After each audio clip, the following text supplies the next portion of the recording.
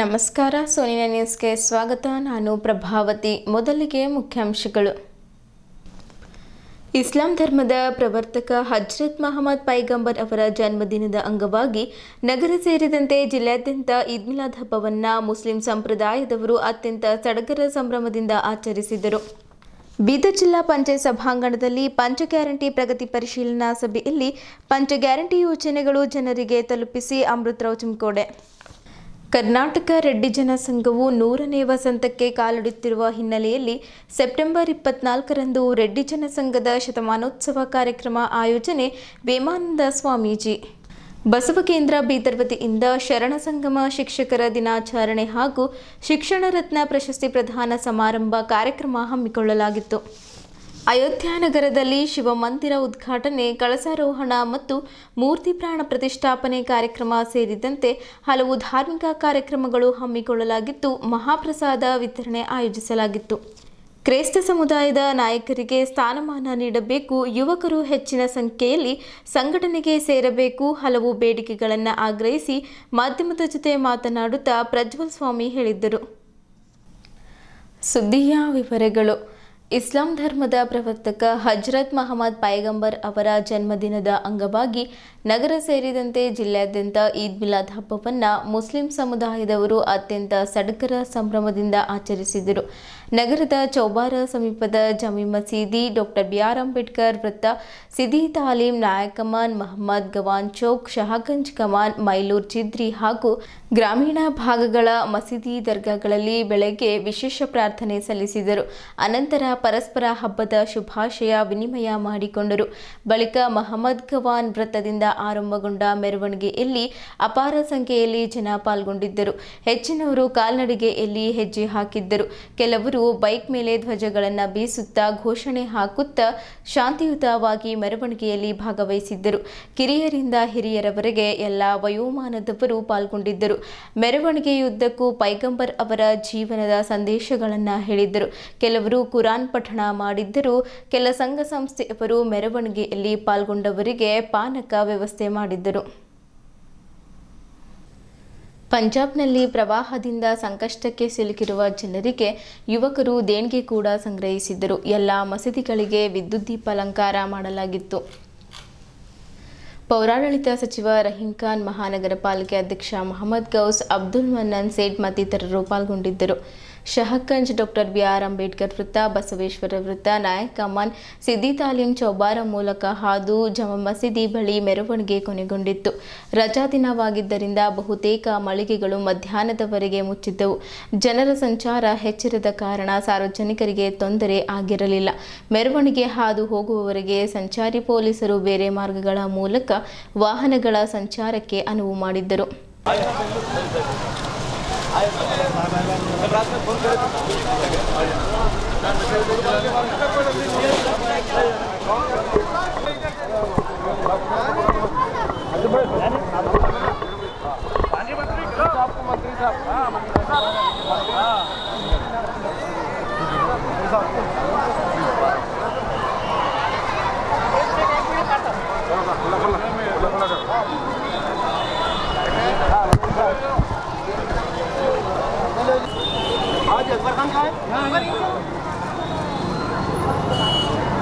ईद ए मिलाद का main gift ये है।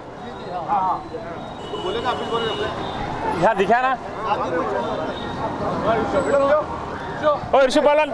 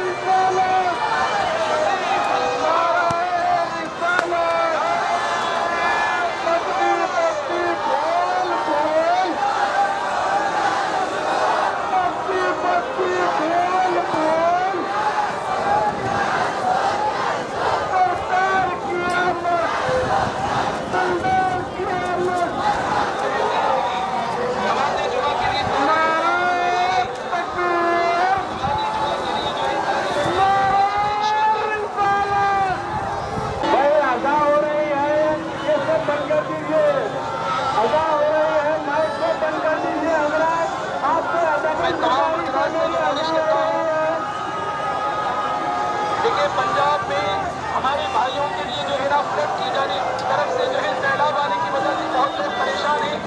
उनके रिलीफमेंट के लिए बच्चे यहाँ पर ठहरे हुए हैं। आज मीलादुन्नबी के मौके पर आप अपना खुसूसी ताउन अपने भाइयों के लिए पेश करें। पंजाब जो है ऑलमोस्ट ये ठहरे हुए हैं। तमाम हजरत मीलादुन्नबी के मौके पर जो है ज़्यादा से ज़्यादा उन पंजाब के लोगों का ताउन करवाएं और जहाँ जहाँ पर भी है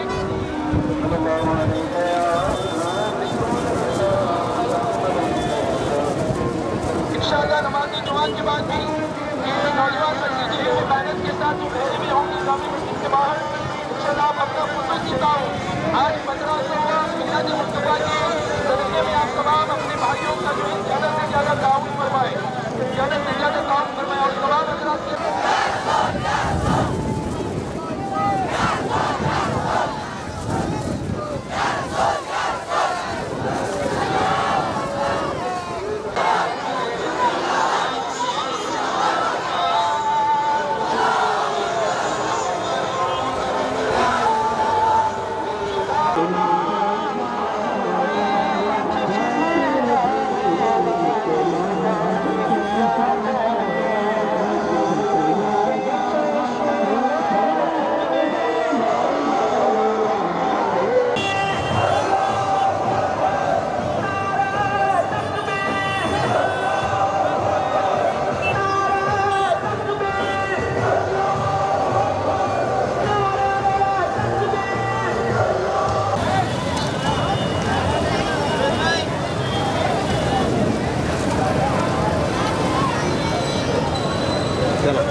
ವಿಶ್ವನಲ್ಲಿ ಹಜರತ್ ಮೊಹಮ್ಮದ್ ಮುಸ್ತಫಾ ಸಲ್ಲಲ್ಲಾಹು ಅಲೈಹಿ ವಸಲ್ಲಂದು ಜನ್ಮ ದಿವಸ ಇದೆ. ವಿಶ್ವನಲ್ಲಿ ಎಲ್ಲರೂ ಒಂದು ಹಬ್ಬ ಟೈಪ್ ವಾತಾವರಣ ಇದೆ. ಇವತ್ತು ಅವ್ರದ್ದು ಮೆಸೇಜ್ ಏನಿದೆ ಅಂದರು, ನಮ್ಮ ಜೀವನದಲ್ಲಿ ನಾವು ಒಳ್ಳೆಯದು ಮಾಡಬೇಕು ಮತ್ತು ಅವ್ರು ಸುಮಾರು ತೋರಿಸಿದ್ದಾರೆ. ಅದ್ರ ಮೇಲೆ ನಾವು ಎಲ್ಲರೂ ನಡೆದರೂ ಒಂದು ಈ ವಿಶ್ವನಲ್ಲಿ ಯಾವುದೋ ಏನು ತಪ್ಪಿದೆ, ಯಾವುದು ಭೇದ ಭಾವ ಇದೆ ಅದೆಲ್ಲ ಆಗಲ್ಲ. ಈಕ್ವಾಲಿಟಿ ಮತ್ತು ಎಲ್ಲರಿಗೂ ಒಳ್ಳೆಯದು ಆಗಲಿ ಅಂತ ನಾನು ಹೇಳ್ತೇನೆ. ಈ ಹಬ್ಬದ್ದು ಎಲ್ಲರಿಗೂ ಶುಭಾಶಯಗಳು ಹೇಳ್ತೇನೆ. ईद मिलाद की दिल की गहराइयों से मैं शहरान बिदर को और सारे हिंदुस्तान के जो है हमारे भाई लोगों को दिली मुबारकबाद पेश करता हूँ, क्योंकि आज आका की आमद का दिन है। आज हुज़ूर सल्लल्लाहु अलैहि वसल्लम को दुनिया में आकर 1500 साल हो चुके हैं। तो इसमें पुरअमन तरीक़े से ये हमारा जो जुलूस निकाला गया है, मैं तमाम ज़िम्मेदारों का दिल की गहराइयों से मैं शुक्रिया अदा करता हूँ। ऐसे ही हमारे शहर में अमन के साथ हर जो है समाज के लोग मिलजुल कर अपने ईदों में एक दूसरे के जो है ना गंगा जमुना तहज़ीब का जो है मुजाहरा करें और मिलकर रहें और बिदर के जो है ना तरक्की में सब मिलजुल कर अपना साथ दें। बस मैं इस मौके पे दिल की गहराइयों से मैं सबका शुक्रिया अदा करता हूँ। शुक्रिया। ರಾಜ್ಯ ಸರ್ಕಾರದ ಮಹತ್ವಾಕಾಂಕ್ಷೆ ಪಂಚ ಗ್ಯಾರಂಟಿ ಯೋಜನೆಗಳನ್ನು ಸರಿಯಾದ ರೀತಿಯಲ್ಲಿ ಜನರಿಗೆ ತಲುಪಿಸಿ ಎಂದು ಜಿಲ್ಲಾ ಗ್ಯಾರಂಟಿ ಯೋಜನೆಗಳ ಅನುಷ್ಠಾನ ಸಮಿತಿಯ ಅಧ್ಯಕ್ಷರಾದ ಅಮೃತರಾವ್ ಚಿಂಕೋಡೆ ಅವರು ಸೂಚಿಸಿದರು. ಅವರು ಜಿಲ್ಲಾ ಪಂಚಾಯತ್ ಸಭಾಂಗಣದಲ್ಲಿ ನಡೆದ ಜಿಲ್ಲಾ ಪಂಚ ಗ್ಯಾರಂಟಿ ಪ್ರಗತಿ ಪರಿಶೀಲನಾ ಸಭೆಯ ಅಧ್ಯಕ್ಷತೆ ವಹಿಸಿ ಮಾತನಾಡಿ, ಜಿಲ್ಲೆಯ ಒಟ್ಟು ಕುಟುಂಬದ ಮಹಿಳಾ ಮುಖ್ಯಸ್ಥರು ಹೆಸರಿನಲ್ಲಿರುವ ಪಡಿತರ ಚೀಟಿಗಳ ಸಂಖ್ಯೆ 3,81,970. ಇದರಲ್ಲಿ ಗೃಹಲಕ್ಷ್ಮಿ ಯೋಜನೆ ಅಡಿಯಲ್ಲಿ ಆಗಸ್ಟ್ ಅಂತ್ಯಕ್ಕೆ 3,55,246 ಫಲಾನುಭವಿಗಳು ನೋಂದಣಿಯಾಗಿರುತ್ತಾರೆ ಮತ್ತು ಮಾಹೆಗೆ 2,000 ರೂಪಾಯಿ ಅಂತೆ 1,340.63 ಕೋಟಿ ಹಣವನ್ನು ಡಿಬಿಟಿ ಮೂಲಕ ವರ್ಗಾಯಿಸಲಾಗುತ್ತಿದೆ ಹಾಗೂ ಐಟಿ ಜಿಎಸ್ಟಿ ಸಮಸ್ಯೆ ನಿವಾರಣೆ ಆದವರು ಮತ್ತೆ ಅರ್ಜಿ ಸಲ್ಲಿಸಲು ತಿಳಿಸಬೇಕು ಎಂದರು. ಅನ್ನಭಾಗ್ಯ ಯೋಜನೆಯಡಿಯಲ್ಲಿ 13,13,305 ಫಲಾನುಭವಿಗಳಿದ್ದು 333.28 ಕೋಟಿ ರೂಪಾಯಿ ಅನುದಾನ ಬಳಕೆಯಾಗಿದೆ. ಜುಲೈಯಿಂದ ಅಕ್ಕಿ ಜೊತೆಗೆ ಜೋಳ ಸೇರಿಸಿ ಒಟ್ಟು 10 ಕೆಜಿ ಆಹಾರ ಧಾನ್ಯ ನೀಡಲಾಗುತ್ತದೆ. ಪಡಿತರ ಅಕ್ಕಿಯ ಕಾಳಸಂತೆಯಲ್ಲಿ ಮಾರಾಟವಾಗದಂತೆ ನೋಡಿಕೊಳ್ಳಬೇಕು ಮತ್ತು ಕೆಲವು ಹಳ್ಳಿ ಮತ್ತು ತಾಂಡಗಳಲ್ಲಿ ನ್ಯಾಯಬೆಲೆ ಅಂಗಡಿ ಆರಂಭಿಸಿ ಆಹಾರ ಧಾನ್ಯ ನೀಡಬೇಕು ಹಾಗೂ ಹೆಬ್ಬಟ್ಟಿನ ಗುರುತು ತೆಗೆದುಕೊಂಡು ಕೂಡಲೇ ರೇಷನ್ ನೀಡಬೇಕು ಎಂದು ಆಹಾರ ಮತ್ತು ನಾಗರಿಕ ಸರಬರಾಜು ಇಲಾಖೆಯ ಅಧಿಕಾರಿಗಳಿಗೆ ಸೂಚನೆ ನೀಡಿದ್ದರು. ಯುವ ನಿಧಿ ಯೋಜನೆಯಡಿಯಲ್ಲಿ ಜಿಲ್ಲೆಯಲ್ಲಿ ಒಟ್ಟು 11,825 ನೋಂದಣಿಯಾಗಿದ್ದು, ಅದರಲ್ಲಿ 7,853 ಪದವಿ ಅಭ್ಯರ್ಥಿಗಳು ಮತ್ತು 172 ಡಿಪ್ಲೊಮಾ ಅಭ್ಯರ್ಥಿಗಳು ಫಲಾನುಭವಿಗಳಿಗೆ 23.29 ಕೋಟಿ ರೂಪಾಯಿ ಅನುದಾನ ಬಳಕೆಯಾಗಿದೆ. ಜಿಲ್ಲೆಯಲ್ಲಿ ಗೃಹ ಜ್ಯೋತಿ ಯೋಜನೆಯಡಿಯಲ್ಲಿ ಒಟ್ಟು 3,68,667 ಫಲಾನುಭವಿಗಳು ಇದ್ದು 376.93 ಕೋಟಿ ಹಣ ಬಳಕೆಯಾಗಿದೆ. ಶಕ್ತಿ ಯೋಜನೆಯಲ್ಲಿ ಜಿಲ್ಲೆಯಲ್ಲಿ 11/6/2023 ರಿಂದ 27/8/2025 ಮಹಿಳಾ ಮತ್ತು ಬಾಲಕಿಯರು ಒಟ್ಟು ಸೇರಿ 9.25 ಕೋಟಿ ಫಲಾನುಭವಿಗಳ ಸೌಲಭ್ಯ ಪಡೆದಿದ್ದಾರೆ ಎಂದರು. ಕೆಲವು ಕಡೆ ಶಾಲಾ ಕಾಲೇಜು ವಿದ್ಯಾರ್ಥಿಗಳಿಗೆ ಬಸ್ ನಿಲ್ಲಿಸುತ್ತಿಲ್ಲ ಎಂಬ ಆರೋಪ ಕೇಳಿಬರುತ್ತಿದ್ದು, ಸಮಸ್ಯೆಯನ್ನು ತಕ್ಷಣ ಪರಿಹರಿಸಬೇಕು ಮತ್ತು ವಿದ್ಯಾರ್ಥಿಗಳಿಗೆ ಯಾವುದೇ ತೊಂದರೆಯಾಗದಂತೆ ನೋಡಿಕೊಳ್ಳಲು ಸಂಬಂಧಪಟ್ಟ ಅಧಿಕಾರಿಗಳಿಗೆ ಸೂಚನೆ ನೀಡಿದ್ದರು. ಗ್ಯಾರಂಟಿ ಯೋಜನೆಗಳಿಗೆ ಸಂಬಂಧಪಟ್ಟ ಸಮಸ್ಯೆಗಳ ಬಗ್ಗೆ ಅಧಿಕಾರಿಗಳಿಗೆ ಲಿಖಿತ ರೂಪದಲ್ಲಿ ದೂರು ಸಲ್ಲಿಸಿ ಒಂದು ವೇಳೆ ಅಧಿಕಾರಿಗಳು ಸಮಸ್ಯೆಗೆ ಸ್ಪಂದಿಸದಿದ್ದರೆ ಅವರ ವಿರುದ್ಧ ಕ್ರಮ ಕೈಗೊಳ್ಳಲಾಗುವುದು ಎಂದು ಚಿಮ್ಕೋಡೆ ತಿಳಿಸಿದರು. ಸಭೆಯಲ್ಲಿ ಜಿಲ್ಲಾ ಪಂಚಾಯತ್ ಮುಖ್ಯ ಯೋಜನಾಧಿಕಾರಿ ಕಿಶೋರ್ ಕುಮಾರ್ ದುಬೆ ಸೇರಿದಂತೆ ವಿವಿಧ ಇಲಾಖೆಗಳ ಅಧಿಕಾರಿಗಳು ಇದ್ದರು. ಸಸ್ಪೆಂಡ್ ಆಗಿರಲ್ಲ, ಗುಮ್ಮೆದ ಖಾತೆ ಅದಕ್ಕೆ ಇತ್ತು ಲೆಕ್ಕ ಅದ ಬರ್ದಿದ್ದು 814 813 ರೇಷನ್ ಅಂಗಡಿ ಪಟ್ಟಿದ್ದು ಎಲ್ಲ ಮಿಸ್ಟೇಕ್ ಆಗಿರ್ಬೇಕು. ಅವ್ರು ಬಂದು ಇಲ್ಲಿ ಬೀದರ್ ಹತ್ತಿರದ ಬಂದು ಹಳದಕೇರಿ, ಹೂಗೇರಿ, ಲಾಡಿಗೆರೆ ಅಂತ ಅವ್ರು ತಗೊಂಬಲ್ಲ. ಲಾಡಿಗೆರೆ ಕೊಡ್ರಿ, ಹೂಗೇರಿ ಕೊಡ್ರಿ, ಹಣ್ಣಿನ ಗೆರೆಯವ್ರಿಗೆ ಕೊಡ್ರಿ. ರೇಷನ್ ಮಾತ್ರ ಊರಾಗೆ ಕೊಡ್ಬೇಕಲ್ಲ, ಊರಾಗೆ ಕೊಡ್ಬೇಕು. ಒಂದು ಕರೆಕ್ಟ್ ಹೇಳಿದ್ರಿ ನೀವು, ಊರಾಗೆ ಕೊಡ್ಬೇಕು. ಕೊಡೋದ್ರೆ ಮಾತ್ರ ಅದಕ್ಕೆ ಕಮ್ಮಿ ಇರಬೇಡದು. ಇದು ಎಲ್ಲೇ ಪಾಯಿಂಟು ದೇಶದ ತಾಂಡ ಮತ್ತು ಝರಿವಾಳ ತಾಂಡ 4 ತಾಂಡಗಳು 5 ಕಿಲೋಮೀಟರ್ ದೂರ ಅವ. 5 ಕಿಲೋಮೀಟರ್ ಬರ್ಬೇಕಂದ್ರೆ ಅವ್ರಿಗೆ 10 ಕಿಲೋಮೀಟರ್ ಆಯ್ತದೆ. ತಯಾರಿ ಮಾಡಿ ಅದಕ್ಕೆ ಈ ಒಂದು ಇನ್ನೂ ಕ್ಲಾರಿಫಿಕೇಶನ್ ಆಗಿದೆ. 5 ಕಿಲೋಮೀಟರ್ ಅವರೇ ಹೋಗಿ ತಂದುಕೋಬೇಕು. ಯಾವ ಅವರೇ ಬಂದು ಇಲ್ಲಿ ತಗೋಬೇಕು ಗಾಡಿ ಕೊಡುವಾಗ.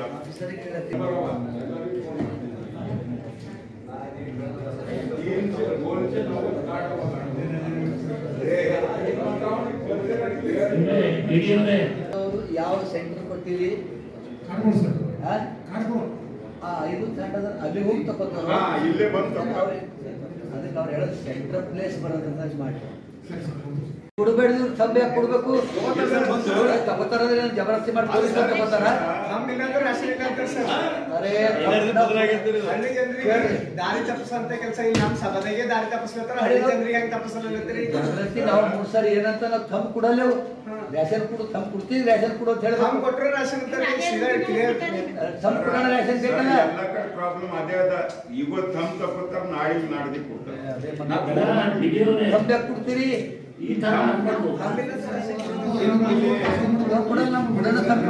ರೇಷನ್ ಬಂದಿಲ್ಲಲ್ಲ, ನಾಳೆ ಬರ್ತದೆ ತಗೊಂಡು ಬಂದು ರೇಷನ್ ಕೊಡು. ನೆಕ್ಸ್ಟ್ ಮತ್ತೊಂದು ನಿಮ್ಮಲ್ಲಿ ಈಗ ಮೇಡಮ್ ಅವ್ರು ಹೇಳಿದ್ರು ಎಷ್ಟು ಜನ ಡೀಲರ್ಸ್ ಇದ್ದಾರೆ, ಅವ್ರಿಗೆ ಯಾವ ಅಂಗಡಿ ಅಲಾಟ್ ಆಗಿದೆ, ಹೆಚ್ಚುವರಿ ಎಷ್ಟಿದೆ, ಅದು ಒಂದು ಪಟ್ಟಿ ತಯಾರು ಮಾಡಿಸಿ ನಮ್ಮ ಜಡ್ಪಿಗೆ ಮೇಲ್ ಮಾಡಿದ್ರು.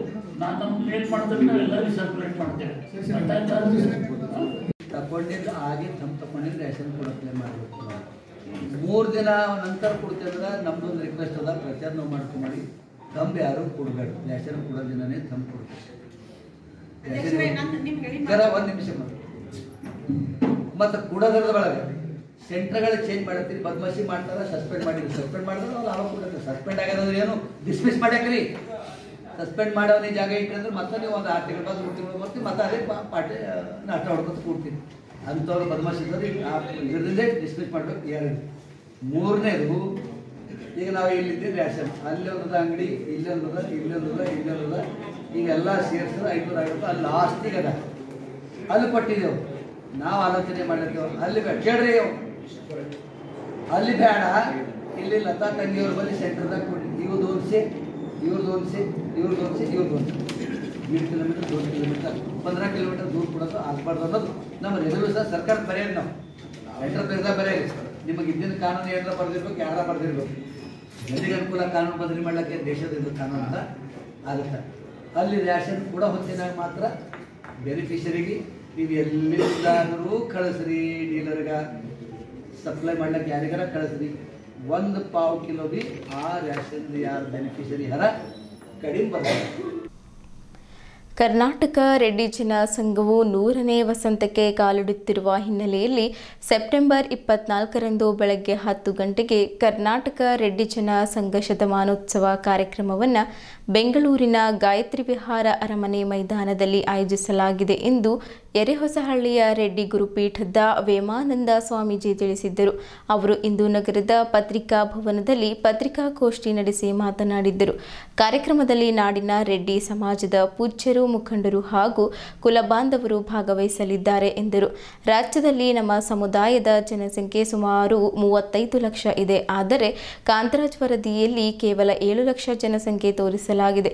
ಇದಕ್ಕೆ ಹಲವಾರು ಕಾರಣಗಳಿರಬಹುದು. ಆದರೂ ರೆಡ್ಡಿ ಕುಲಬಾಂಧವರು ಸೆಪ್ಟೆಂಬರ್ 22ರಿಂದ ನಡೆಯಲಿರುವ ಸಮೀಕ್ಷೆಯಲ್ಲಿ ಉಪಪಂಗಡ ಭರಿಸದೆ ಹಿಂದುಳಿದ ಆಯೋಗದ 1105 ಸಂಖ್ಯೆ ಅಡಿ ಕೇವಲ ಹಿಂದೂ ರೆಡ್ಡಿ ಎಂದು ಭರಿಸಬೇಕು ಎಂದು ತಿಳಿಸಿದ್ದರು.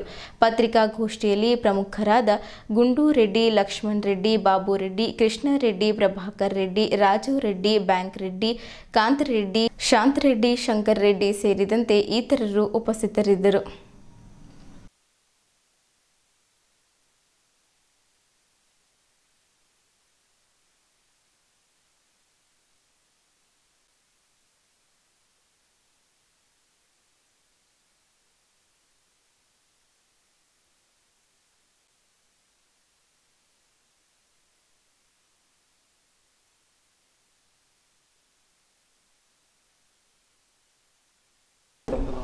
ಒಂದೇ ಮಾತು ರೆಡ್ಡಿ ಸ್ವಾಮಿಗಳು ಸಂಘದವರು ಬಂದಿದ್ದಾರೆ. ಅವರು ಎಲ್ಲರಿಗೂ ನಮಸ್ಕಾರ. ಇವತ್ತಿನ ದಿವಸ ಹಾಗೂ ನಮ್ಮ ಕರ್ನಾಟಕ ರಾಜ್ಯ ರೆಡ್ಡಿ ಜನ ಸಂಘದ ತಾಲೂಕಾ ಅಧ್ಯಕ್ಷರು ಇವತ್ತೇ ಈ ಪತ್ರಿಕಾ ಪ್ರಕಟಣೆ ನಮ್ಮ ಪೂಜ್ಯ ಗುರುಗಳು ಮಾಡಿಸ್ಕೊಡ್ತಾರೆ. ಅವರಿಗೆಲ್ಲ ಸ್ವಾಗತ ಕೋರ್ತಾ, ತಮ್ಮೆಲ್ಲ ಸ್ವಾಗತ ಕೋರ್ತಾ ಉಪಾಧ್ಯಕ್ಷರಾದಂಥ ಲಕ್ಷ್ಮಣ್ ರೆಡ್ಡಿ, ಕರ್ನಾಟಕ ರಾಜ್ಯ ರೆಡ್ಡಿ ಜನಸಂಘ, ಮತ್ತು ಬಾಬು ರೆಡ್ಡಿ ಭೈರತಿ, ಕರ್ನಾಟಕ ನಿರ್ದೇಶಕರು, ಕೃಷ್ಣ ರೆಡ್ಡಿ ರೆಡ್ಡಿ ಜನಸಂಘದ ನಿರ್ದೇಶಕರು, ಪ್ರಭಾಕರ್ ರೆಡ್ಡಿ ಜನಸಂಘದ ನಿರ್ದೇಶಕರು, ಐನಾಥ್ ರೆಡ್ಡಿ ರೆಡ್ಡಿ ಜನಸಂಘದ ನಿರ್ದೇಶಕರು, ಕಾಂತರಾಜ್ ರೆಡ್ಡಿ, ರಾಜಾ ರೆಡ್ಡಿ ರೆಡ್ಡಿ ಜನ ನಿರ್ದೇಶಕರು ಹಾಗೂ ಗುಂಡ್ರೆಡ್ಡಿ ಅವರು ನಮ್ಮ ಸಮಾಜ ಮುಖಂಡರು, ಬ್ಯಾಂಕ್ ರೆಡ್ಡಿ ತಾಲೂಕು ಅಧ್ಯಕ್ಷರು, ಶಾಂತರಾಜು ನಮ್ಮ ಬೆಂಗಳೂರಿನ ಮುಖಂಡರು, ಮತ್ತು ಅವರೆಲ್ಲ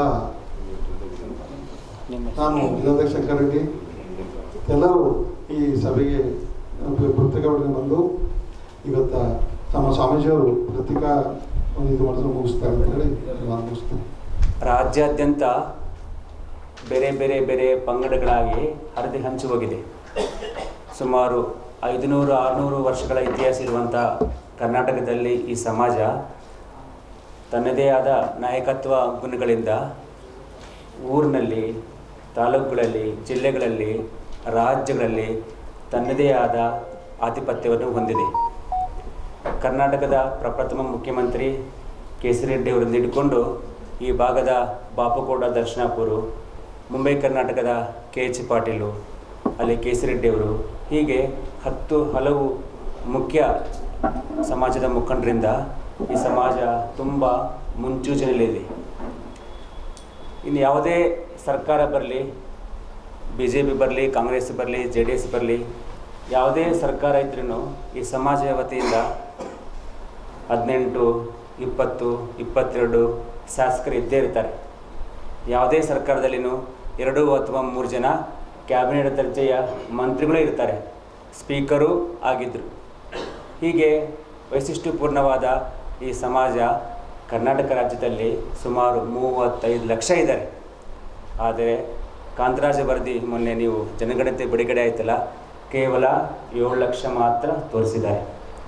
ಈ ಹಿನ್ನೆಲೆಯಲ್ಲಿ ನಮ್ಮ ಸಮಾಜ ಎಲ್ಲ ಎಚ್ಚೆತ್ತುಕೊಂಡು ನಾವು ರೆಡ್ಡಿ ಜನಸಂಘದ ವತಿಯಿಂದ ರಾಜ್ಯ ರೆಡ್ಡಿ ಜನಸಂಘದ ವತಿಯಿಂದ ಜನಗಣತಿ ಮಾಡಿದ್ವಿ. ಮತ್ತು ಈ ರಾಜ್ಯ ಸರ್ಕಾರನೇ ಜನಗಣತಿಗೆ ನಿರ್ದೇಶನ ಕೊಟ್ಟಿದೆ. ಇದೇ ಸೆಪ್ಟೆಂಬರ್ 22ರಂದು ಜನಗಣತಿ ಪ್ರಾರಂಭವಾಗಲಿದೆ. ಕೇಂದ್ರ ಸರ್ಕಾರ ಸಹ ಜನಗಣತಿಯನ್ನು ಶೈಕ್ಷಣಿಕ, ಸಾಮಾಜಿಕ, ಸಾಂಸ್ಕೃತಿಕ ಜನಗಣತಿಯನ್ನು ಮಾಡೋಕ್ಕೂ ಆಣೆಯಾಗಿದೆ. ಇಂಥ ಸಂದರ್ಭದಲ್ಲಿ ನಾವೆಲ್ಲರೂ ನಮ್ಮೆಲ್ಲ ಬಲಪಂಗಡಗಳನ್ನು ಮರೆತು ಒಗ್ಗಟ್ಟಾಗಿ 1105 ಅನ್ನುವಂಥ ಹಿಂದುಳಿದ ಆಯೋಗ ಬಿಡುಗಡೆ ಮಾಡಿದಂತಹ ಪಟ್ಟಿಯಲ್ಲಿ ನಮ್ಮ ಹಿಂದೂ ರೆಡ್ಡಿ ಅನ್ನೋದಕ್ಕೆ 1105 ಅನ್ನುವಂಥ ಒಂದು ಸಂಖ್ಯೆ ಕೊಟ್ಟಿದ್ದಾರೆ. ಆ ಸಂಖ್ಯೆಗೆ ನಮ್ಮೆಲ್ಲ ಸಮಾಜ ಬಾಂಧವರು ತಮ್ಮ ಉಪಪಂಗಡಗಳನ್ನು ನೋಂದಾಯಿಸದೆ ಕೇವಲ ಹಿಂದೂ ರೆಡ್ಡಿ ಅಂತ ನೋಂದಾಯಿಸಬೇಕಂತ ವಿನಂತಿ ಮಾಡ್ಕೊತೀನಿ. ಈಗೆಲ್ಲ ಅಂಕಿ ಅಂಶಗಳು ಮತ್ತು ಸಾಕ್ಷಿ ಆಧಾರದ ಮೇಲೆ ಪ್ರಪಂಚ ನಡೆದಿದೆ. ಒಂದು ಅಂಕಿ ಅಂಶಗಳಿರಬೇಕು, ಒಂದು ಸಾಕ್ಷಿ ಇರಬೇಕು. ಆ ಜಗತ್ತಿನಲ್ಲಿ ನಾವು ಮುಂದಿನ ನಮ್ಮ ಜನ್ರೇಷನ್ನು ಪೀಳಿಗೆ ಶೈಕ್ಷಣಿಕ ಉದ್ದೇಶಕ್ಕಾಗಿ, ಉದ್ಯೋಗದ ಉದ್ದೇಶಕ್ಕಾಗಿ ಮೀಸಲೊಬ್ಬ ಪಡಬೇಕು ಅಂತಂದರೆ ನಾವೆಲ್ಲ 3A ಬರೀಬೇಕು. 3Aಯಲ್ಲಿ ಬರೀಬೇಕಂದ್ರೆ ಹಿಂದೂ ರೆಡ್ಡಿ ಅಂತ ನೋಂದಾಯಿಸಿದರೆ ಮಾತ್ರ ಬರ್ತೀವಿ. ಹಲವು ಪಂಗಡಗಳಿದ್ದಾವೆ. ಸಸ್ಯಾಹಾರಿಗಳಿದ್ದಾರೆ, ಮಾಂಸಾಹಾರಿಗಳಿದ್ದಾರೆ, ಲಿಂಗಧಾರಿಗಳಿದ್ದಾರೆ, ಅಲಿಂಗಿಗಳಿದ್ದಾರೆ. ಹೀಗೆ ಬೇರೆ ಬೇರೆ ಬೇರೆ ರಾಜ್ಯಾದ್ಯಂತ ಎಲ್ಲ ಪರಿಸರಕ್ಕನುಗುಣವಾಗಿ, ಪ್ರಾದೇಶಿಕನುಗುಣವಾಗಿ ನಾವು ಧರ್ಮವನ್ನೇ ಸ್ವೀಕಾರ ಮಾಡೀವಿ. ಆ ಧರ್ಮದ ಜೊತೆಗೆ ಸಂಪ್ರದಾಯವನ್ನು ಆಚರಣೆ ಮಾಡ್ಕೊತಿದ್ದೀವಿ. ಯಾವ ಸಂಪ್ರದಾಯಗಳು, ಯಾರ್ದು ಧರ್ಮಗಳು ವೈಯಕ್ತಿಕವಾಗಿ ಕಾಪಾಡಿಕೊಂಡೇ ಜಾತಿಯನ್ನು ಮಾತ್ರ ಹಿಂದೂ ರೆಡ್ಡಿ ಅಂತ ನೋಂದಾಯಿಸಬೇಕು ಅಂತ ವಿನಂತಿ ಮಾಡ್ಕೊತೀನಿ. ನಮ್ಮ ಧಾರ್ಮಿಕ ಚಟುವಟಿಕೆ ಎಲ್ಲ ನಮ್ಮ ವೈಯಕ್ತಿಕ. ಅದು ಹೆಂಗೆ ಉಳ್ತಾರೆ, ಹೆಂಗೆ ಊಟ ಮಾಡ್ತಾರೆ, ಯಾವ ದೇವ್ರನ್ನ ಪೂಜೆ ಮಾಡ್ತಾರೆ ಅನ್ನೋದು ಆಧಾರದ ಮೇಲೆ ನಮ್ಮ ಸಮಾಜ ವಿಘಟನೆ ಆಗಬಾರ್ದು, ಡಿವೈಡ್ ಆಗಬಾರ್ದು ಅನ್ನೋ ಉದ್ದೇಶ ನಮ್ಮದು. ಎಲ್ಲರೂ ನಮ್ಮ ಸಮಾಜ ಬಾಂಧವರೆಲ್ಲ ನಿಮ್ಮ ಮಾಧ್ಯಮದ ಮೂಲಕ ವಿನಂತಿ ಮಾಡ್ಕೊತೀವಿ. ಹಿಂದೂ ರೆಡ್ಡಿ 1105 ಅನ್ನುವಂಥ ನೋಂದಾಯಿಸಿ ಈ ಸಮಾಜ ಸಂಘಟನೆಗೆ ಸಹಕರಿಸಬೇಕಂತ ವಿನಂತಿ ಮಾಡ್ಕೊತೀನಿ. ಮುಖ್ಯವಾಗಿ ಈ ನಾವಿಲ್ಲಿ ನಿಮ್ಮನ್ನೆಲ್ಲ ಆಹ್ವಾನ ಮಾಡಿರೋದು ನಮ್ಮ ಕರ್ನಾಟಕ ರಾಜ್ಯ ರೆಡ್ಡಿ ಜನಸಂಘ ಅಂತ ಸುಮಾರು 100 ವರ್ಷಗಳಿಂದ ಸ್ಥಾಪನೆಯಾಗಿ ಇವತ್ತು ಶತಮಾನೋತ್ಸವ ಅಂಚಿನಲ್ಲಿದೆ. ಶಿಕ್ಷಣಕ್ಕಾಗಿ, ಸಾಂಸ್ಕೃತಿಕ ಚಟುವಟಿಕೆಗಾಗಿ ನಮ್ಮ ಹಿರಿಯರು, ಬೆಂಗಳೂರಿನ ಎಲ್ಲ ಹಿರಿಯರು ಅದನ್ನು ಪ್ರಾರಂಭ ಮಾಡಿದರು. 1925ರಲ್ಲಿ ಪ್ರಾರಂಭವಾಯಿತು.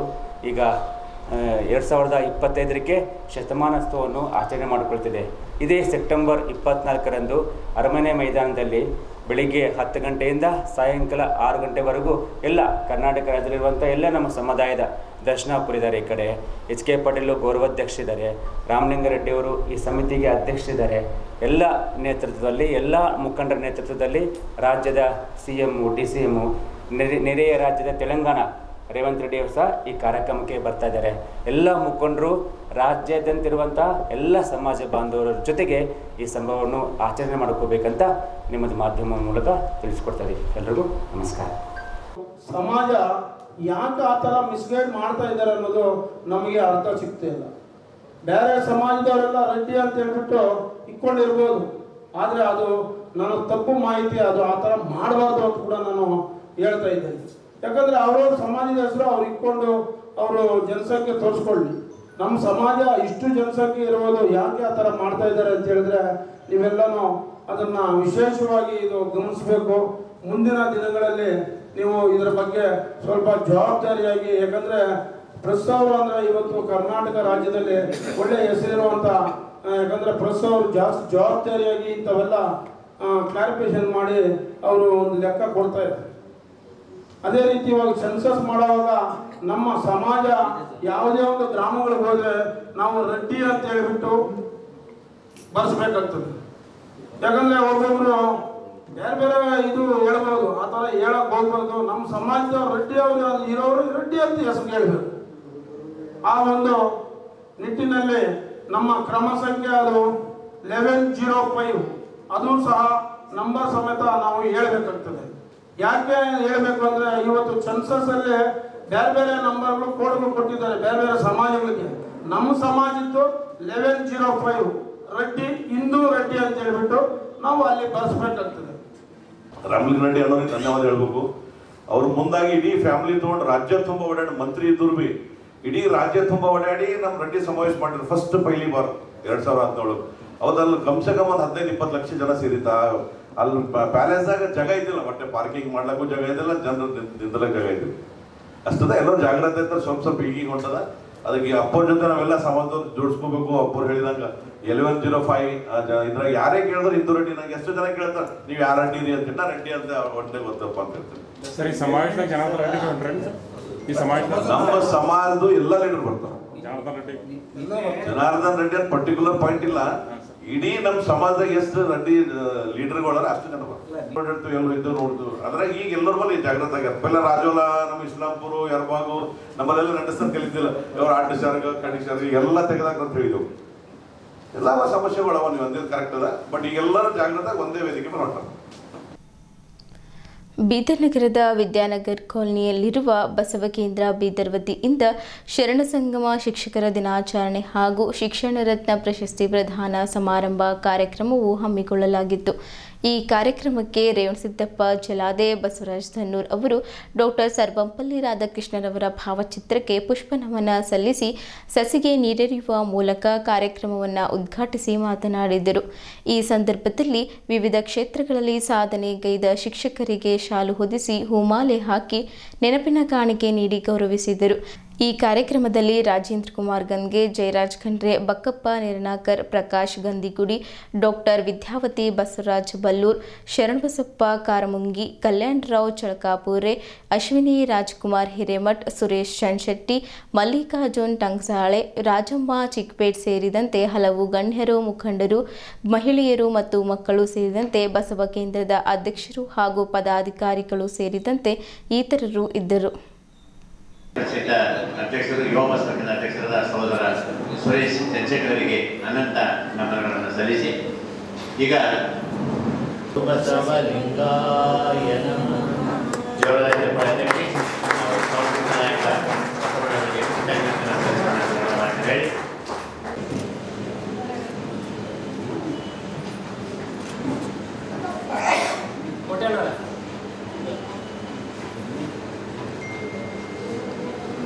ಶ್ರೀ ಗುರು ಬಸವಲಿಂಗಾಯ ನಮಃ.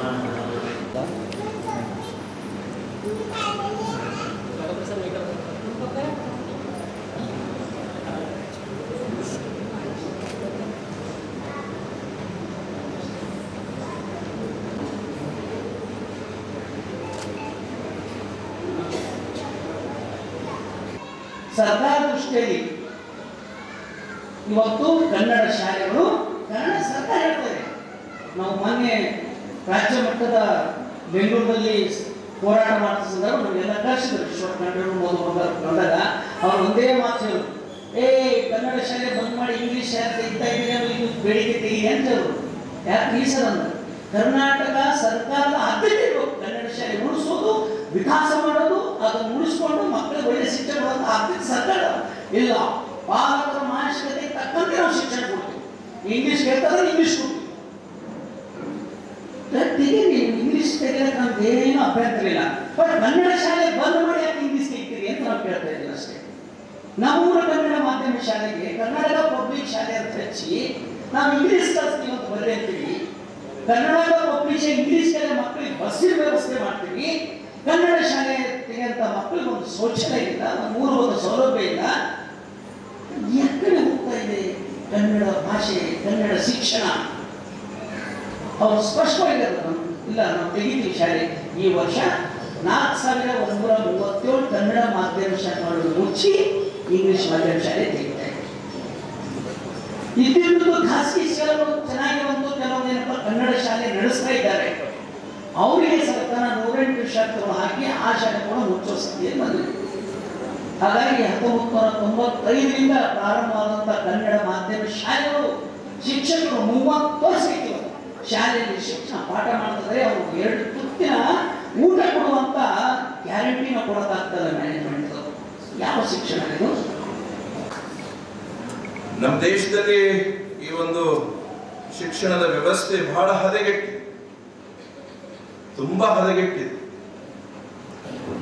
ನಮ್ಮಲ್ಲಿ ಹಿಂದೆ ರಾಜನ ಮಗನು ಅದೇ ಗುರುವಿನ ಹತ್ರ ಓದ್ತಿದ್ದ, ರಾಜನ ಸೈನಿಕನ ಮಗನು ಅದೇ ಗುರುವಿನ ಹತ್ರ ಓದ್ತಿದ್ದ. ಗುರುಕುಲದ ಪದ್ಧತಿ ಅಲ್ಲಿ ಯಾವ್ದು ಲಕ್ಸರಿ ಇತ್ತಿಲ್ಲ. ಏನ್ ಸಿಸ್ಟಮ್ ಇತ್ತು ಅದ್ರೊಳಗೆ ರಾಜನ್ ಮಗನು ಮಾಡ್ಬೇಕು, ಆಮೇಲೆ ಅವನಲ್ಲಿ ಕೆಲಸ ಮಾಡುವ ಮಗನು ಅದನ್ನೇ ಮಾಡಿ. ಅದು ಈಗ ಹಾಗಿಲ್ಲ.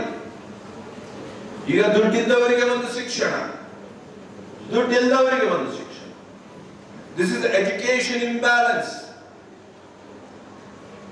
ಶಿಕ್ಷಣದ ಅಸಮತೋಲನ ನಮ್ಮ ದೇಶದಲ್ಲಿ ಬಹಳ ಅಸಮತೋಲನಗಳು. ಎಕಾನಮಿಕ್ ಇಂಬ್ಯಾಲೆನ್ಸ್, ಆರ್ಥಿಕ ಅಸಮಲೋತನ, ಶಿಕ್ಷಣ ಅಸಮಲೋತನ, ಬಹಳ ಕೆಟ್ಟ ಪರಿಸ್ಥಿತಿಯೊಳಗಿದ್ದೇವೆ. ಇವತ್ತ ಬಡವರ ಮಕ್ಕಳು ಹೊರದಾಡಬೇಕಾಗ್ತದೆ. ಎಷ್ಟೋ ಮಕ್ಕಳು ನಂಬಲ್ಲಿ ಬರ್ತಾರೆ, ರ್ಯಾಂಕ್ ಸ್ಟೂಡೆಂಟ್ಸ್, ಒಂದು ಬುಕ್ ಖರೀದಿ ಮಾಡ್ಲಿಕ್ಕೆ ರೊಕ್ಕ ಇಲ್ಲ, ಅವರು ಶಾಲೆಗೆ ಹಾಕೊಂಡು ಹೋಗೋ ಚಪ್ಪಲಿ ಹಾಕೊಳ್ಳಿಕ್ಕೆ ದುಡ್ಡಿಲ್ಲ, ಬಟ್ಟೆ ಹಾಕೊಳ್ಳಿಕ್ಕೆ ದುಡ್ಡಿಲ್ಲ. ಅವ್ರಲ್ಲೇನು ಇಂಟೆಲಿಜೆನ್ಸ್ ಇಲ್ಲ ಅಂತಿಲ್ಲ. ಅದೇ ದೊಡ್ಡ ದೊಡ್ಡ ಮಕ್ಕಳು, ಈ ನನ್ನ ಮಗಳೇ, ನಾನು ಜೈನ್ ಇಂಟರ್ನ್ಯಾಷನಲ್ ನಲ್ಲಿ ಓದಿದಾಳೆ, ನನ್ನ 3ನೇ ಮಗಳು. ಅಲ್ಲಿ ವರ್ಷಕ್ಕೆ 13 ಲಕ್ಷ ಫೀಸ್. ನಾನೇ ಓದಿಸಿ ನನ್ನ ಮಗಳಿಗೆ. ಆದರೆ ಬಡವರ ಮಕ್ಕಳಿಗೆ ಹೇಗೆ ಓದಬೇಕು? ಬರೀ ಪಿಯುಸಿಗೆ 13 ಲಕ್ಷ. ನನ್ನ ದುಡ್ಡಲ್ಲ, ನಾನು ಓದಿಸ್ತೀನಿ, ಯಾಕಂದ್ರೆ ನನ್ನ ಮಗಳ ಭವಿಷ್ಯ. ಪಾಪ ನಾ ಅದೇ ಸ್ಕೂಲ್ನಾಗ ಓದ್ತೀನಿ ಅಂತ ಹಠ ಮಾಡು. ಎಜುಕೇಶನ್ ಕೊಡಿಸೋದು ತಂದೆ ತಾಯಿಗಳ ಕರ್ತವ್ಯ. ಇವತ್ತ ಒಳ್ಳೆ ಕಾಲೇಜಿನಲ್ಲಿ ನನ್ನ ಮಗ ಓದಬೇಕು, ನನ್ನ ಮಗಳು ಓದಬೇಕು. ಅವ್ರು ಎಷ್ಟೇ ಫೀಸ್ ಮಾಡಿದ್ರು ಓದಿಸ್ಬೇಕು. ಮತ್ತು ಟೀಚರ್ಸ್ ಕಾಸ್ಟ್ಲಿ ಆಗಿದೆ. ಇವತ್ತು 2 ಲಕ್ಷ 3 ಲಕ್ಷ ಸ್ಯಾಲರಿ ಇದೆ ಒಬ್ಬ ಟೀಚರ್. ಗುರುಕುಲ ಪದ್ಧತಿ ಬಹಳ ಶ್ರೇಷ್ಠವಾಗಿತ್ತು ಅಂತ ಹೇಳಿದ್ರಲ್ಲಿ ತಪ್ಪೇನಿಲ್ಲ. ಆದರೂ ಕೂಡ ನನ್ನ ಒಂದು ಅಭಿಪ್ರಾಯ, ಗುರುಕುಲ ಪದ್ಧತಿಯಲ್ಲಿ ಅಲ್ಲಿ ಅಸ್ಪೃಶ್ಯರಿಗೆ ಮತ್ತು ಮಹಿಳೆಯರಿಗೆ ಆದ್ಯತೆ ಇರಲಿಲ್ಲ. ನಾವು ಮಹಿಳೆಯರಿಗೆ ಸ್ವತಂತ್ರವಾಗಿ ಅಧ್ಯಯನ ಮಾಡ್ತಕ್ಕಂಥ ಸ್ವಾತಂತ್ರ್ಯ ಇರಲಿಲ್ಲ ಮತ್ತು ಅಸ್ಪೃಶ್ಯರಿಗಂತ ಮೊದಲೇ ಅವಕಾಶ ಇರಲಿಲ್ಲ. ಅದು ಹೇಗೆ ಶ್ರೇಷ್ಠ ಆಗ್ತದ ಅಂತ ನಾನೊಂದು ಪ್ರಶ್ನೆಯನ್ನು ಕಾಡ್ತಾ ಇದ್ದೆ. ಹಾಗೆ ವ್ಯಕ್ತಿಯ ಬದುಕನ್ನು ಕಟ್ಟಿಕೊಳ್ಳುವಲ್ಲಿ ಮತ್ತು ದೇಶವನ್ನು ಕಟ್ಟಿಕೊಳ್ಳುವಲ್ಲಿ ಶಿಕ್ಷಕರ ಪಾತ್ರ ಬಹಳ ಮಹತ್ತರವಾಗಿರ್ತಕ್ಕಂಥದ್ದು, ಬಹಳ ಶ್ರೇಷ್ಠವಾಗಿರ್ತಕ್ಕಂಥದ್ದು. ಹೀಗಾಗಿ ರಾಧಾಕೃಷ್ಣರು ಇಷ್ಟು ಒಂದು ಪ್ರಾಮುಖ್ಯತೆಯನ್ನು ಅಥವಾ ಅವರು ಅಜರಾಮರವಾಗಿ ಉಳಿಲಿಕ್ಕೆ ಕಾರಣ ತಮ್ಮ ಒಂದು ಹುಟ್ಟಿದ ದಿನವನ್ನ ಶಿಕ್ಷಕರ ದಿನಾಚರಣೆಯನ್ನಾಗಿ ಆಚರಿಸಿದ್ದಕ್ಕಾಗಿಯೇ ಅವರು ಇಂದಿಗೂ ಕೂಡ ಅಜರಾಮರವಾಗಿ ಉಳ್ಕೊಂಡಿದ್ದಾರೆ. ಅವರ ಬದುಕು ಕೂಡ ಹಾಗೆ ಇತ್ತು. ಶಿಕ್ಷಕ ಯಾಕೆ ನಮ್ಮ ಜೀವನದಲ್ಲಿ ಬಹುಮುಖ ಪಾತ್ರವನ್ನ ವಹಿಸ್ತಾನಂದ್ರೆ, ತಾಯಿ ಕೇವಲ ತನ್ನ ಎದೆ ಹಾಲನ್ನ ಕೊಟ್ಟು ನಮ್ಮ ಮಾಂಸ ಮುದ್ದೆಗೆ ಒಂದು ಸ್ವರೂಪವನ್ನ ಕೊಟ್ರೆ, ಶಿಕ್ಷಕನಾಗಿರ್ತಕ್ಕಂಥವನು ತನ್ನ ಎದೆಯೊಳಗಿನ ಅಮೃತ ಜ್ಞಾನವನ್ನ ಉಣಿಸಿ ನಮ್ಮ ಭೌತಿಕ ಸ್ವರೂಪವನ್ನ, ಭೌತಿಕ ಜ್ಞಾನವನ್ನ ಅವರು ರೂಪಿಸ್ತಕ್ಕಂಥ ಬಹುದೊಡ್ಡ ಕೆಲಸವನ್ನ ಶಿಕ್ಷಕರ ಮಾಡ್ತಾರೆ. ಅದಕ್ಕಾಗಿ ಎಲ್ಲ ಇಡೀ ವಿಶ್ವದ ಶಿಕ್ಷಕ ಬಾಂಧವರ ಶ್ರೀಚರಣಗಳಿಗೆ ನಾನು ವಂದಿಸುತ್ತಾ ಸ್ವಾಗತವನ್ನ ಈ ಸಂದರ್ಭದಲ್ಲಿ ನಾನು ಕೋರ್ತಾ ಇದ್ದೇನೆ. ಬಂಧುಗಳ, ಪ್ರತಿ ತಿಂಗಳು ಸಹ ಈ ಬಸವಕೇಂದ್ರ ಸಂಸ್ಥೆಯಿಂದ ಪ್ರತಿ 5ನೇ ತಾರೀಕಿಗೆ ಈ ಶರಣ ಸಂಗಮ ಕಾರ್ಯಕ್ರಮ ನಡೀತಾ ಇರುತ್ತೆ. ತಾವೆಲ್ಲರೂ ಬರೋದಿರಲ್ಲ ಸಹ ಹೆಚ್ಚಿನ ಸಂಖ್ಯೆಯಲ್ಲಿ ಭಾಗವಹಿಸುವ ಮೂಲಕ ಈ ತರ ಧಾರ್ಮಿಕ ಕ್ಷೇತ್ರದ ಎಲ್ಲೇ ಕಾರ್ಯಕ್ರಮ ಅಂತ ನಾವೆಲ್ಲರೂ ಹೆಚ್ಚಿನ ಸಂಖ್ಯೆಯಲ್ಲಿ ಭಾಗವಹಿಸಿ ಕಾರ್ಯಕ್ರಮವನ್ನ ಯಶಸ್ವಿಗೊಳಿಸೋಣ. ಉಳಿದ ಗಣ್ಯರವರೆಲ್ಲ ಮಾತಾಡ್ತಾರೆ. ಧನ್ಯವಾದಗಳು. ಬಹಳ ಮಹತ್ವದ ಜವಾಬ್ದಾರಿ ಹೊತ್ಕೊಂಡು ಬೀದರ್ ಅಷ್ಟೇ ಅಲ್ಲ, ಬೆಂಗಳೂರಿನಲ್ಲೂ ಸಹ ಇಡೀ ಕಾರ್ಯಕ್ರಮದ ಜವಾಬ್ದಾರಿಯನ್ನ ಇಡೀ ಮಠಾಧೀಶರೇ ಘೋಷಣೆ ಮಾಡಿದ್ದು ನಮ್ಮೆಲ್ಲರಿಗೂ ಅತ್ಯಂತ ಮತ್ತು ಗೌರವವನ್ನು ತಂದುಕೊಟ್ಟಿದೆ. ಒಂದ್ಸರಿ ಧನ್ಯವಾದಗಳು ಚಪ್ಪಾಳೆ ಮೂಲಕ ಗೌರವವನ್ನು ಸಲ್ಲಿಸೋಣ. ಹಂಗಂತ ಮತ್ತು ಧನ್ಯವಾದಗಳು ಒಬ್ಬರಿಗೆ ಮಾಡ್ತಾರೆ ಮತ್ತು ಅವ್ರೊಬ್ಬರೇ ಮಾಡ್ತಾರೆ ಅಂತ ಅನ್ಕೋಬೇಡ್ರಿ. ಮತ್ತೆ ನಾವೆಲ್ಲ ತಂಡಕ್ಕೆ ಅವ್ರ ಜೊತೆ ಗಟ್ಟಿಯಾಗಿ ನಿಲ್ಬೇಕಾಗಿದೆ. ಆ ಬೆಂಗಳೂರು ಕಾರ್ಯಕ್ರಮ ಕೂಡ ನಾವೆಲ್ಲರೂ ಯಶಸ್ವಿಯಾಗಿ ಮುಗಿಸೋಣ. ಯಾಕಂದ್ರೆ ಅಣ್ಣವ್ರು ಅವತ್ತೇ ಹೇಳ್ತಿದ್ರು, ನಮ್ಮೆಲ್ಲರ ಉದ್ದೇಶ ಏನಿದೆ ಅಂದ್ರೆ ಲಿಂಗಾಯತ ಸ್ವತಂತ್ರ ಧರ್ಮವಾಗಿ ಕಾಣಬೇಕಾಗಿದೆ. ಅದುವರೆಗೆ ನಾವು ಈ ಕೆಲಸ ಕಾರ್ಯಗಳನ್ನು ಮುಂದುವರಿಸಬೇಕಾಗಿದೆ ಅಂತಕ್ಕಂಥ ಮಾತನಾಡ್ತ ಮತ್ತೊಂದು ಸಲ ತಮ್ಮೆಲ್ಲರಿಗೂ ಬಾಗಿನ ತಲೆ ಮುಗಿದ ಕೈಯಿಂದ ಪ್ರೀತಿಪೂರ್ವಕವಾದ ಸ್ವಾಗತವನ್ನು ಕೊಡ್ತೀನಿ. ಎಲ್ಲರಿಗೂ ಶರಣು ಶರಣಾರ್ಥಿ. ಬೀದರ್ ನಗರದ ಜ್ಞಾನಸುಧ ಶಾಲೆ ಎದುರುಗಡೆ ಇರುವ ಅಯೋಧ್ಯೆ ನಗರದಲ್ಲಿ ಶಿವಮಂದಿರ ಉದ್ಘಾಟನೆ ಮಾಡಲಾಯಿತು. ಜೊತೆಗೆ ಮಂದಿರದ ಕಳಸಾರೋಹಣ, ನಂದಿ, ಹನುಮಾನ್ ಮತ್ತು ಶಿವಪಾರ್ವತಿ ಮೂರ್ತಿ ಪ್ರಾಣ ಪ್ರತಿಷ್ಠಾಪನೆ ಮಾಡಲಾಯಿತು. ಇದೇ ವೇಳೆ ಬೆಳಗ್ಗೆ ಜಗನ್ನಾಥ ಮಂದಿರದಿಂದ ಶಿವಮಂದಿರದವರೆಗೆ ಕುಂಭಕಳಸ ಮೆರವಣಿಗೆ ಜರುಗಿತು. ಬೆಳಗ್ಗೆ ಪೂಜೆ, ಅಭಿಷೇಕ ಜೊತೆಗೆ ಮಹಿಳೆಯರಿಂದ ಮಂತ್ರಪಠಣ ಜರುಗಿತು. ಮಂದಿರದ ಪ್ರಮುಖರಾದ ಸಂತೋಷಪ್ಪಾಜಿ ಹಾಗೂ ಅನಿಲ್ ಕುಮಾರ್ ಅವರು ಮಾತನಾಡುತ್ತಾ ಮಂದಿರದ ನಿರ್ಮಾಣಕ್ಕೆ ಸಹಕಾರ ನೀಡಿದ ಸುತ್ತಮುತ್ತಲಿನ ಕಾಲೋನಿಯ ಎಲ್ಲ ಮುಖಂಡರಿಗೆ ಕೃತಜ್ಞತೆಗಳನ್ನು ಸಲ್ಲಿಸುತ್ತೇವೆ. ಪರಮಾತ್ಮನ ಕರುಣ ಎಲ್ಲರ ಮೇಲಿರಲಿ ಹಾಗೂ ಕಾಲಕಾಲಕ್ಕೆ ಮಳೆ ಬೆಳೆ ಸರಿಯಾಗಿ ಆಗಲಿ. ಪ್ರತಿಯೊಬ್ಬರೂ ಪರಮಾತ್ಮನ ಶಿವನ ದರ್ಶನ ಪಡೆದುಕೊಳ್ಳಬೇಕೆಂದು ಕೋರಿದ್ದರು. ಈ ಕಾರ್ಯಕ್ರಮದಲ್ಲಿ ಗಣಪತರಾವ್ ಬಿರಾದರ್, ಅನಿಲ್ ಪಾಟೀಲ್, ಪ್ರಸಾದ್ ಸಜ್ಜನ್ ಶೆಟ್ಟಿ, ಪ್ರಶಾಂತ್ ಬಿರಾದರ್, ಹರೀಶ್ ಕೊಂಡ, ಶಶಿಧರ್ ದೇಸಾಯಿ, ಶ್ರೀನಿವಾಸ್ ದೇಶ್ಮುಖ್, ಪ್ರವೀಣ್ ಶೆಟ್ಕರ್, ದಿಲೀಪ್ ಮುರ್ಕಿ ಸೇರಿದಂತೆ ಸುತ್ತಮುತ್ತಲಿನ ಓಣಿಯ ಭಕ್ತರು ಉಪಸ್ಥಿತರಿದ್ದರು.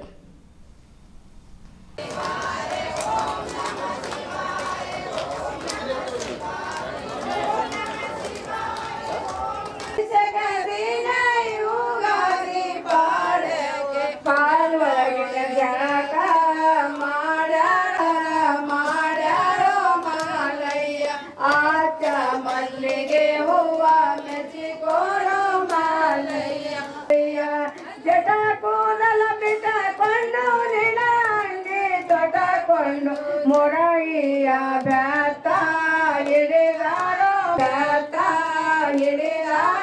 ಮಾಲಯ್ಯ ಆಚ ಮಲ್ಲಿಗೆ ಹೂವ ಮೆಚ್ಚಿಕೋರೋ ಮಯ್ಯ. ನಿಜ ಭಕ್ತರ ಮಲ್ಲಮ್ಮ ದರ್ಶನಕ್ಕೆ ಬಂದಾರ. ಆಕಾಶದ ಗಂಟಿ ನೋಡಿ ಏನ ಬೇಡ ಬೇಡ ಎಂದನೋ ಮಾಲಯ್ಯ. ಏನ ಬೇಡತಿ ಬೆಟ್ಟ ಮಲ್ಲಿಗೆ ಹೂವ ಮೆಚ್ಚಿಕೋರೋ ಮಾಲಯ್ಯ.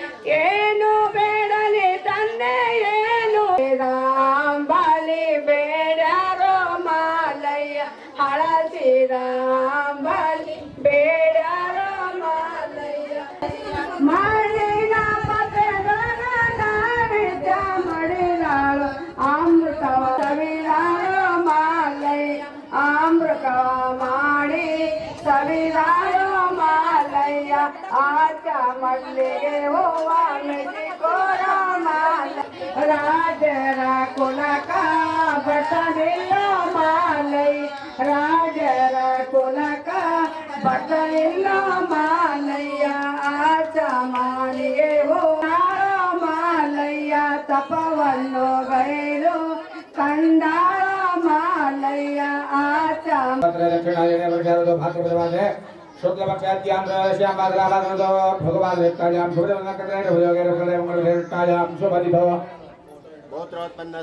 ಓಕೆ ರೆಡಿ ಮಾಮಿಗೆ ಹೆಂಗೂ ಬರಲಿ ಹಾಕಂತೀವಿ.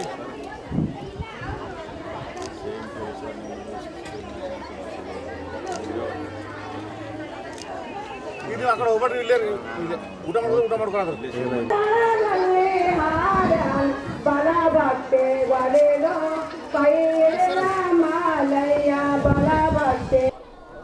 ಬೀದರ್ ನಗರದ ಮಾಮನ್ಕೇರಿ ಬಡಾವಣೆಯ ಹೊಸ ನಗರವಾದ ಅಯೋಧ್ಯ ನಗರದಲ್ಲಿ ಮಹಾಶಿವನ ಮಹಾಲಿಂಗ ಪ್ರತಿಷ್ಠಾಪನೆ ಒಳ್ಳೆ ಮಂದಿರದೊಂದಿಗೆ ಪ್ರತಿಷ್ಠಾಪನೆ ಕಾರ್ಯಕ್ರಮದ ನಿಮಿತ್ತ ಇಂದು ಬೆಳಗ್ಗೆ ಶ್ರೀ ಜಗನ್ನಾಥ ಮಂದಿರದಿಂದ ಶಿವಲಿಂಗನ ಪೂಜೆ, ಶಿವಲಿಂಗನ ಮೆರವಣಿಗೆ ಹಾಗೂ ನಂದಿ ಮತ್ತು ಹನುಮಾನ ಹಾಗೂ ನಾಗೇಶ್ವರರ ಭವ್ಯ ಮೆರವಣಿಗೆಯನ್ನು ಬೆಳಗ್ಗೆ 9 ಗಂಟೆಗೆ ಅಲ್ಲಿಂದ ಪ್ರಾರಂಭಿಸಿ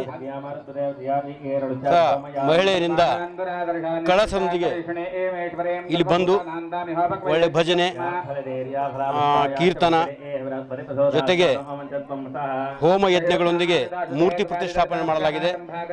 ಇದರ ಉದ್ದೇಶ ಒಂದೇ, ದೇವರು ಒಳ್ಳೆ ಎಲ್ಲರಿಗೂ ಸದ್ಬುದ್ಧಿಯನ್ನು ಕೊಡಲಿ, ಭಸ್ಮಾಸುರನ ಬುದ್ಧಿಯನ್ನು ನರಮೇಧ ಮಾಡಿಸಿ ಶಿವನಂತೆ ಯಾವ ರೀತಿ ಭಸ್ಮಾಸುರ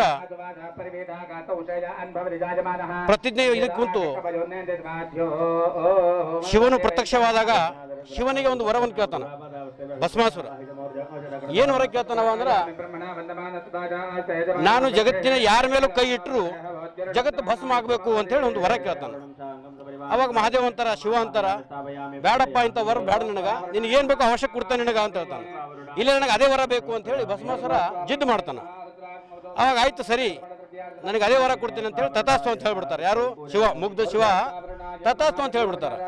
ಅವಾಗ ಭಸ್ಮಾಸುರ ಅಷ್ಟಕ್ಕೆ ಸುಮ್ಮನೆ ಕೂಡಲ್ಲ, ಯಾಕೆ ಬುದ್ಧಿನೇ ಭಸ್ಮಾಸುರ ಬುದ್ಧಿ ಅವನು. ಆ ಶಿವನ ತಲೆ ಮೇಲೆ ಕೈ ಇಡಕ್ಕೆ ಕೊಡ್ತಾನ ಭಸ್ಮಾಸುರ. ಅವಾಗ ಶಿವ ಓಡುವಂಥ ಪ್ರಸಂಗ ಬರ್ತದೆ. ಯಾಕಪ್ಪ ಯಾಕಪ್ಪ ಯಾಕಪ್ಪ ಅಂತಂದಾಗ, ನೋಡಿ ನಾ ಪರೀಕ್ಷೆ ಮಾಡ್ಬೇಕಲ್ಲ ನಿನಗ, ನೀನು ನನಗೆ ವರದಾನ ಕೊಟ್ಟಿ ನನಗ, ಬಟ್ ನಾ ಪರೀಕ್ಷೆ ಮಾಡ್ಬೇಕಲ್ಲ, ನೀ ಸಾಹಿತಿ ಇಲ್ಲ ಅಂತೇಳಿ ನಾನು ನಿನ್ನ ಮೇಲೆ ತಲೆ ಮೇಲೆ ಕೈ ಇಟ್ಟು ಪರೀಕ್ಷೆ ಮಾಡ್ತಾನ ಅಂದಾಗ ಅವನನ್ನು ಸಂಹಾರ ಮಾಡಲು ರುದ್ರ ಅವತಾರ ತಾಳಬೇಕಾಯ್ತು ಶಿವನಿಗೆ. ಹಾಗೆ ಈ ಒಂದು ಯುಗದಲ್ಲಿ ಸದ್ಯ ಈ ಅಂತ ಪರಿಸರದಲ್ಲಿ ಯಾವುದೇ ಅಶಾಂತಿ ಆಗದಂತೆ ಶಿವನ ತಾಂಡವದ ಹೆಸರನ್ನು ಕೇಳಿ ಶಾಂತಿ, ಸಮಾಧಾನ, ನೆಮ್ಮದಿ, ಎಲ್ಲರಿಗೂ ಆರೋಗ್ಯ, ಸುಖ, ಶಾಂತಿ ಕೊಡಲೆಂದು ಮಂದಿರವನ್ನು ಉದ್ಘಾಟನೆ ಮಾಡಿದ್ದೆವು. ಮಾಮನಕೆರೆ ಗ್ರಾಮದಲ್ಲಿ ಶಿವನ ಮೂರ್ತಿ ಸ್ಥಾಪನೆ ಮಾಡಿದೆವು. ಇದು ಸಂಗಮೇಶ್ ವಟ್ಕರ್ ಲೇಔಟು, ಈ ಲೇಔಟ್ ಹೆಸರು ಆಯುಧ್ಯ ನಗರ ಅಂತ ಇಟ್ಟಿದ್ದೆವು. ಈ ದೇವ್ರಗಡಿ ಸ್ಥಾನ ಕಟ್ಟಿದ್ದು ಸುತ್ತಮುತ್ತಲಿ ಯಾರು ಸುತ್ತ 4 ಕಿಲೋಮೀಟರ್ ಶಿವನ ಮಂದಿರ ಇಲ್ಲ. ಇಲ್ಲಿ ಎಲ್ಲರೂ ಬರಬೇಕು, ಶಿವ ಮಂದಿರ ದರ್ಶನ ತಗೋಬೇಕು, ಡೆವಲಪ್ಮೆಂಟ್ ಆಗ್ಬೇಕಂತೇಳಿ ನಾವೆಲ್ಲರೂ ಪ್ರಯತ್ನಪಟ್ಟು ಕಾಲನಿದವರು ಎಲ್ಲರೂ ಕುಂತು ಪ್ರಯತ್ನಪಟ್ಟು ಶಿವ ಮಂದಿರ ಸ್ಥಾಪನೆ ಮಾಡಿದೆವು. ಮೂರ್ತಿ ನೀಡಲು ಎಲ್ಲರೂ ಸಹಕಾರ ಮಾಡಿದರೆ ಎಲ್ಲರಿಗೂ ಧನ್ಯವಾದಗಳು. ನಮ್ಮ ಅಯೋಧ್ಯ ನಗರದಿಂದ ಎಲ್ಲರಿಗೂ ಧನ್ಯವಾದಗಳು. ಬೀದರ್ ನಗರದ ಅಖಿಲ ಭಾರತ ಕ್ರೈಸ್ತ ಮಹಾಸಭಾ ಸಂಸ್ಥಾಪಕ ರಾಷ್ಟ್ರೀಯ ಅಧ್ಯಕ್ಷರು ಪ್ರಜ್ವಲ್ ಸ್ವಾಮಿ ಅವರು ಸುದ್ದಿಗಾರರೊಂದಿಗೆ ಮಾತನಾಡುತ್ತಾ, ಕ್ರೈಸ್ತರ ಅಭಿವೃದ್ಧಿ ಮಾಡಬೇಕು, ಕ್ರೈಸ್ತ ಸಮುದಾಯದ ನಾಯಕರಿಗೆ ಸ್ಥಾನಮಾನ ನೀಡಬೇಕು. ಕಲ್ಯಾಣ ಕರ್ನಾಟಕ ಭಾಗದಲ್ಲಿ ಧ್ವನಿ ಎತ್ತಲಿಕ್ಕೆ ಒಬ್ಬ ಶಾಸಕರು ಇಲ್ಲ. ಇದರಿಂದ ಸಮುದಾಯಕ್ಕೆ ಅನ್ಯಾಯವಾಗುತ್ತಿದೆ. ಚುನಾವಣೆಗಳಲ್ಲಿ ನಮ್ಮ ಮತಗಳನ್ನು ಪಡೆದುಕೊಂಡು ಗೆಲ್ಲುತ್ತಾರೆ. ನಮಗೆ ಯಾವುದೇ ಸೌಕರ್ಯಗಳನ್ನು ನೀಡಲು ಕ್ರೈಸ್ತರ ಅಭಿವೃದ್ಧಿ ನಿಗಮ ಮಂಡಳಿಯಲ್ಲಿ ಸ್ಥಾನಮಾನ ನೀಡಬೇಕೆಂದು ಆಗ್ರಹಿಸಿದ್ದರು. ಇಸಾಕ್ ಅವರು ಮಾತನಾಡುತ್ತಾ, ಶಿಕ್ಷಣದಲ್ಲಿ ನಮ್ಮ ಸಮುದಾಯವು ಮುಂದೆ ಬರಬೇಕು. ನಮ್ಮ ಸಮಾಜಕ್ಕೆ ಅನ್ಯಾಯವಾದರೆ ಜನಪ್ರತಿನಿಧಿಗಳು ಮುಂದೆ ಬಂದು ನಮ್ಮ ಸಮಸ್ಯೆಗಳನ್ನು ಆಲಿಸಬೇಕು. ಯುವಕರು ಅಖಿಲ ಭಾರತ ಕ್ರೈಸ್ತ ಮಹಾಸಭಾದ ಸದಸ್ಯರಾಗಬೇಕೆಂದು ವಿನಂತಿಸಿದ್ದರು. ಈ ಸಂದರ್ಭದಲ್ಲಿ ಅಖಿಲ ಭಾರತ ಕ್ರೈಸ್ತ ಮಹಾಸಭಾ ಸದಸ್ಯರು ಸೇರಿದಂತೆ ಇತರರು ಇದ್ದರು.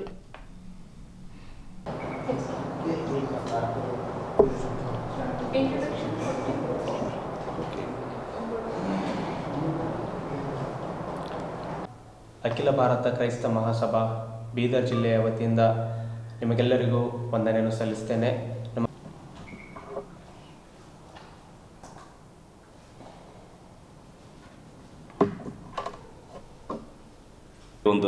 ಈ ಪಕ್ಷಗಳು ನಮಗೆ ಬಹಳ ನಮಗೆ ಸ್ಪಂದನೆ ಕೊಡ್ತಾ ಇಲ್ಲ, ನಮ್ಮ ಸಮುದಾಯನ ಎಲ್ಲೋ ಒಂದು ಕಡೆಗಾಣಿಸ್ತಾ ಇದ್ದಾರೆ ಅಂತ ಹೇಳಿ ನಾನು ಹೇಳಲಿಕ್ಕೆ ಬಯಸ್ತೇನೆ. ಅದರಿಂದ ಹೆಚ್ಚಾಗಿ ನಮ್ಮ ಏನು ಈ ಬೀದರ್ ಕಲ್ಯಾಣ ಕರ್ನಾಟಕದಲ್ಲಿ ಕ್ರೈಸ್ತರಿಗೆ ಬಹಳಷ್ಟು ವಿಷಯದಲ್ಲಿ ಅನುದಾನಗಳು ಬರ್ತಾ ಇಲ್ಲ. ಬಹಳಷ್ಟು ಚರ್ಚ್ಗಳಿರ್ಬೋದು, ಚರ್ಚ್ ಅಭಿವೃದ್ಧಿ ಕಾರ್ಯಗಳಿರ್ಬೋದು, ಬಹಳಷ್ಟು ಕಾರ್ಯದಲ್ಲಿ ಇವತ್ತು ಹಿಂದೆ ಉಳಿದಿದೆ.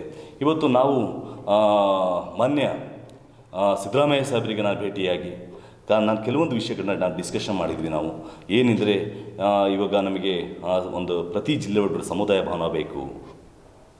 ಈಗ ನಮಗೆ ಅಂಬೇಡ್ಕರ್ ಭವನ ಇದೆ, ವಾಲ್ಮೀಕಿ ಭವನಗಳಿದೆ. ಈ ರೀತಿ ಒಳಗಡೆ ಭವನಗಳನ್ನ ನಾವು ಅಲ್ಲಿ ಕೊಟ್ಟಿದ್ದೆ. ನಮ್ಮ ಒಂದು ಸಮುದಾಯಕ್ಕೂ ಪ್ರತಿ ಜಿಲ್ಲೆ ಒಳಗಡೆ ಭವನ ಬೇಕಂತ ನಾವು ಕೇಳಿದ್ವಿ.